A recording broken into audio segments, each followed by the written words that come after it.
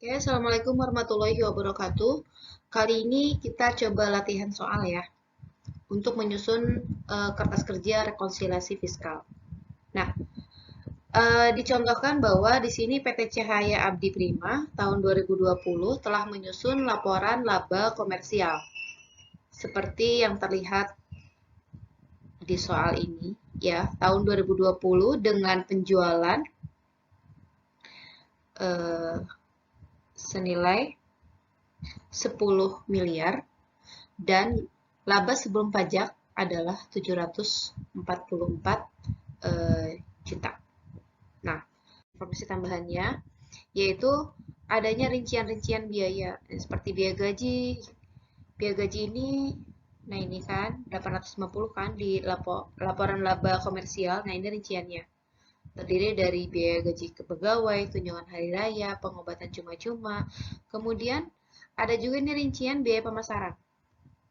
Selanjutnya rincian beban perjalanan dinas. Selanjutnya rincian beban telepon listrik. Selanjutnya, ya ini selanjutnya adalah beban administrasi umum. Ini rinciannya. Kemudian beban lain-lain. Nah, yang diminta adalah buatlah kertas kerja rekonsiliasi fiskal untuk mengetahui laba fiskal dan dihitung PPh pasal 29-nya. Tentunya ini akan melibatkan yang namanya kredit pajak. Nah, ini kredit pajaknya ya. Nah, sebelum kita menjawab soal, kita perhatikan dulu bentuk dari kertas kerja rekonsiliasi fiskal yang akan saya paparkan melalui format Excel ya. Oke, baik. Sekarang kita siapkan lembar kerja untuk membuat rekonsiliasi fiskal. Nah, ini adalah sesuai di contoh tadi, ya, laba komersial yang dibuat oleh PT Cahaya Abdi Prima tahun pajak 2020 dengan peredaran usaha 10 miliar. Nah, dengan peredaran usaha 10 miliar, maka nanti menghitung pajaknya menggunakan ketentuan pasal 31E Undang-Undang PPH. Ini sudah saya jelaskan di video yang pertama ya. Nah, kemudian keuntungan atau laba sebelum pajak secara komersial itu 744 juta. Nah, berapa PPh badan terutang? Nah, PPh badan terutang itu tidak bisa dihitung dari angka laba komersial ini, ya. Tapi PPh badan terutang itu sama dengan tarif dikali penghasilan kena pajak atau laba fiskal. Nah, jadi laba fiskal ini adalah sebagai dasar untuk menghitung PPh badan terutang. Nah, sekarang tugasnya adalah tahap pertama, tentukan dulu laba fiskalnya. Nah, caranya adalah ini adalah kertas kerja untuk menentukan laba fiskal. Jadi, dari laba komersial itu dapat menentukan laba fiskal melalui ini. Koreksi fiskal. Nah, koreksi fiskal ini dapat menjadi koreksi positif dan negatif. Ini sudah saya pernah jelaskan juga. Koreksi positif, jika koreksi fiskalnya adalah positif, maka laba akan bertambah. Sebaliknya, jika negatif, maka akan laba berkurang. Nah, seperti yang sudah saya jelaskan saat video yang terakhir kemarin ya, sebelumnya, di laba komersial ini kemungkinan terdapat objek pajak final, bukan objek pajak, biaya yang dapat dikurangkan, dan biaya yang tidak dapat dikurangkan. Nah, sedangkan di laba fiskal, ketentuannya yang dapat diperhitungkan adalah hanya objek pajak dan biaya yang dapat dikurangkan. Kita bandingkan ya, apa yang hilang dari komersial ini ketika menentukan laba fiskal. Tentunya yang hilang itu adalah objek pajak dan bukan objek pajak. Kemudian biaya yang tidak dapat dikurangkan. Nah, 3 yang saya rubah warnanya menjadi merah ini berarti yang 3 ini adalah harus dikoreksi fiskal, yaitu objek pajak final, bukan objek pajak, dan biaya yang tidak dapat dikurangkan. Jadi kelompok objek pajak, bukan objek pajak, dan biaya yang tidak dapat dikurangkan itu harus dikoreksi fiskal. Ya. Untuk lebih jelasnya, kita lihat informasi tambahan yang ada di soal tadi, ya. Ini kebetulan saya sudah melampirkan di Excel ini. Nah, ini adalah alat bantunya, ya. Ini saya bedakan warna hurufnya, ya, warna angka dan hurufnya. Ini adalah alat bantu. Ini adalah rincian atau informasi tambahan yang ada pada soal. Nah, di sini ada beban gaji. Kita kembali dulu ke sini. Nah, beban gaji ini adalah 850. Rinciannya ini. Ada gaji pegawai, tunjangan hari raya, dan pengobatan cuma-cuma. Nah, ini menurut saya kalau gaji pegawai itu adalah dapat dikurangkan. Tunjangan juga sama. Kenapa? Karena ini ada kaitannya dengan kegiatan 3M penghasilan. Ya. Kemudian untuk biaya pengobatan cuma-cuma, menurut saya ini adalah tidak dapat dikurangkan. Kenapa? Kemungkinan kwitansinya itu nggak jelas. Karena diberikan secara cuma-cuma. Ya. Berarti menurut komersial dapat dibebankan, ya, komersial bisa menggunakan bukti apapun, tapi kalau fiskal itu tidak bisa dibebankan, berarti no. Berapa selisihnya? 50 juta. Nah, satu-satu kita pindahkan ya. Nah, sekarang kita pindahkan ke sini. Nah, beban gaji menurut komersial adalah 850 juta. Tetapi menurut fiskal itu hanya dapat diperhitungkan sebesar 800 juta. Berarti ada koreksi dong 50 juta kan. Kita lihat koreksinya positif atau negatif, bisa dilihat dari sini. Nah, awalnya komersial itu 744 juta. Setelah dikoreksi fiskal, ternyata menjadi 794. Naik ya kan. Dari 744 menjadi 794. Berarti koreksinya positif.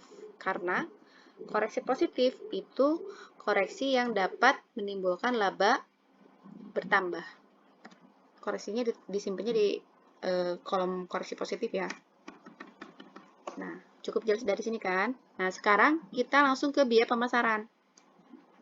Nih, biaya pemasaran itu terdiri dari biaya kegiatan promosi yang berkaitan dengan produk. Jelas ini adalah BDD ya, karena berkaitan dengan kegiatan 3M penghasilan. Parsel ke pelanggan, tetapi tidak ada daftar nominatifnya. Gak jelas artinya, berarti ini adalah BTDD. Beban entertain, tapi ada daftar nominatifnya, jelas arahnya kemana, diberikan ke siapa, gitu, itu jelas, berarti ya, ini adalah BDD. Nah, berarti yang BTDD, ya, yang ini, parsel ke pelanggan, menurut komersial dapat dibebankan, menurut fiskal tidak. Berarti koreksinya 50 juta. Kita lihat di sini. Pindahkan ya.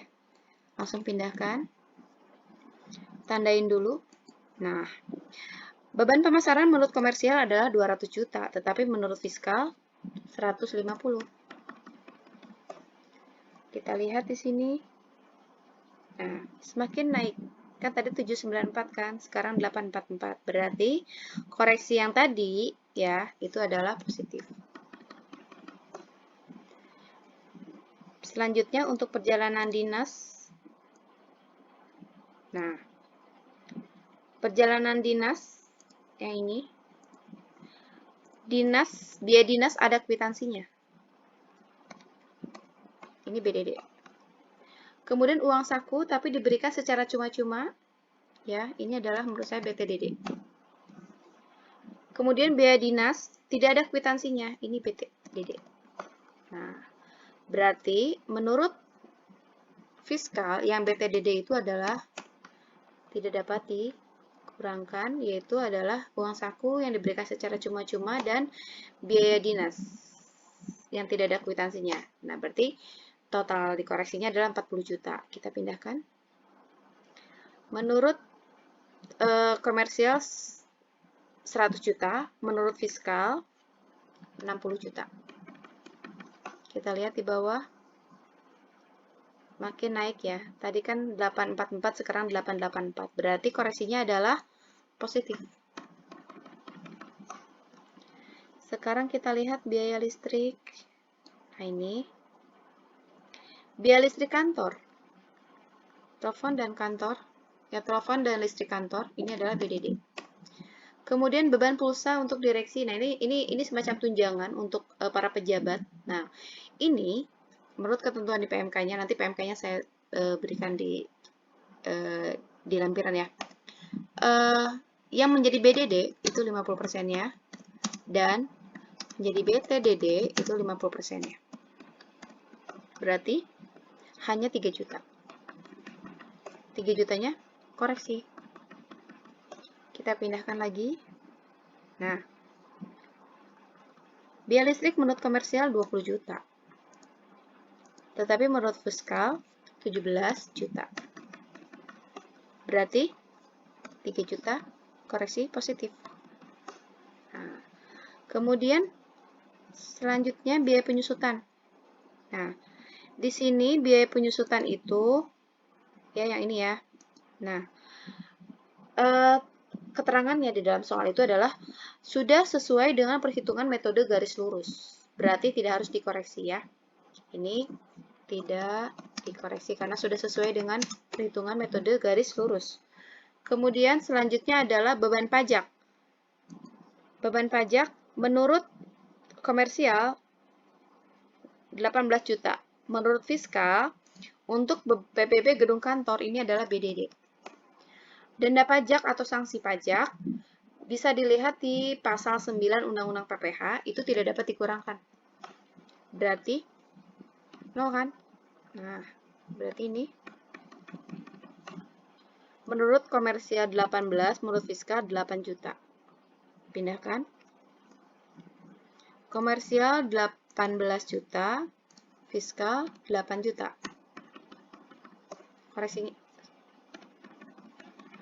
Koreksinya tentunya adalah positif. Ya, sama dengan yang di atas ya. Berarti ini koreksinya 10 juta. Kita lihat sekarang biaya administrasi dan umum. Nah, ini keperluan kantor. Keperluan kantor ini adalah BDD. ATK, alat tulis kantor ya. Itu juga sama BDD, jadi tidak ada koreksi. Kemudian biaya lain-lain. Sumbangan bencana alam bisa dilihat di pasal 6 ya. Untuk sumbangan, ketentuan sumbangan.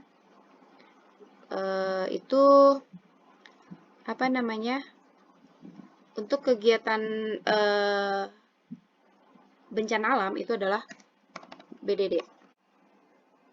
Nah, kalau biaya sumbangan untuk kegiatan peringatan HUT RI ya, yang biasa suka untuk merayakan HUT RI, itu adalah BTDD. Kenapa tidak dapat dikurangkan? Karena tidak berkaitan dengan pasal 6 Undang-Undang PPH. Kemudian rekreasi, ini juga BTDD. Kenapa? Karena ini berbentuk natura dan tidak ada kaitannya dengan kegiatan 3M penghasilan. Biaya satpam, ini adalah BDD. Nah, terus kemudian seragam karyawan, ini BTDD. Ya, dan yang hanya dapat dibebankan hanya seragam satpam atau bagian petugas keamanan. Nah, berarti di sini yang BTDD-nya menurut fiskal itu adalah 0.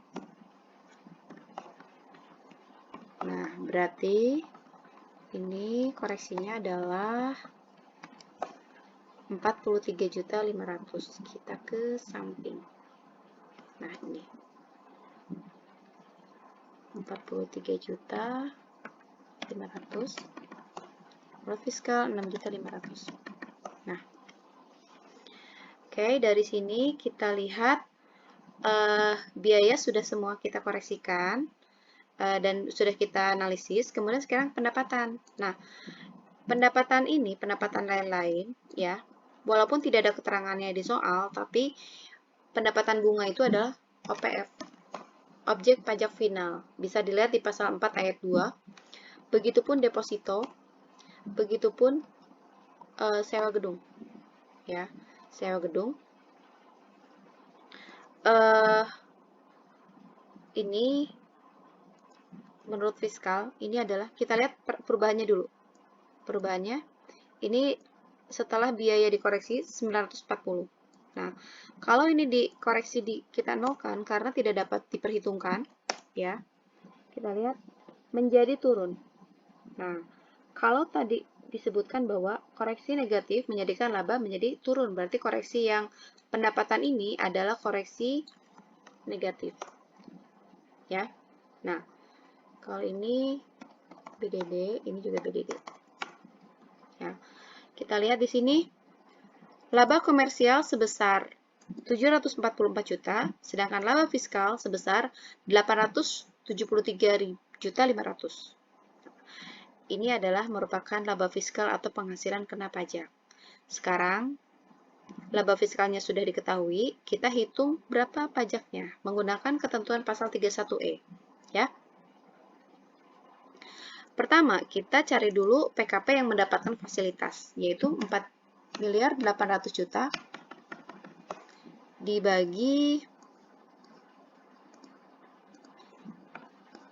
dibagi peredaran usaha dikali 873.500. Nah, hasilnya adalah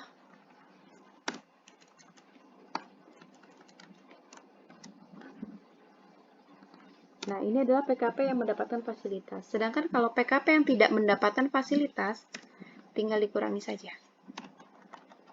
Nah, berarti PKP sudah dibagi dua ya, yang mendapatkan fasilitas dan tidak mendapatkan fasilitas. Sekarang, langkah kedua, tentukan pajak PPh badan terutang. Yang mendapatkan fasilitas adalah sini ya, 22% dikali 50% dikali 419.280. Dari mana ini? Dari ini nih. Nah, ini. Nah, ya, kita hitung lagi. 22% dikali 50% dikali. Nah, ini. Kemudian yang tidak mendapat fasilitas adalah 22% dikali 454.220. Juga sama dari sini.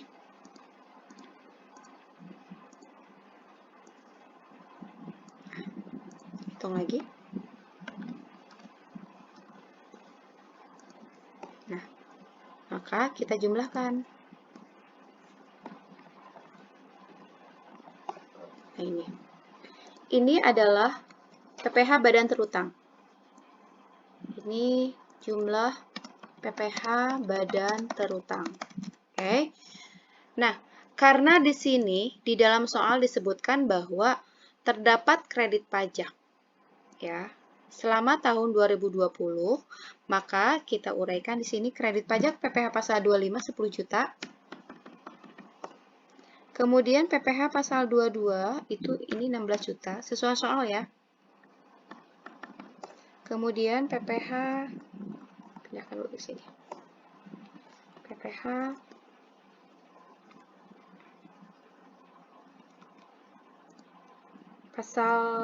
masih pasal 22 ya, itu 30 juta. PPh pasal 22 20 juta. Kita jumlahkan di sini. Nah, ini adalah jumlah kredit pajak. Nah, berarti PPh badan terutang yang harus dibayar itu adalah PPh pasal 29 namanya ya. Karena kurang bayar. Nah, dilihat dari sini. 149 dikurangi 76. Ini yang harus dibayarkan. Nah, ini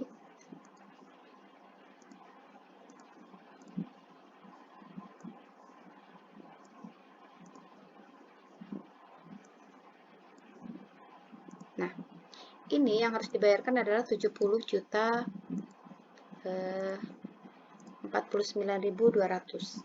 Dibayarkannya kapan? Karena ini adalah tahun pajak 2020, maka paling lambat dibayarkan adalah tanggal 30 April 2021. 4 bulan setelah tahun pajak berakhir. Begitupun dilaporkan, berarti bayar dan lapor paling lambat tanggal ini 30 April 2021. Oke, mungkin penjelasannya udah sampai di sini. Mohon maaf apabila ada kekurangan. Terima kasih. Assalamualaikum.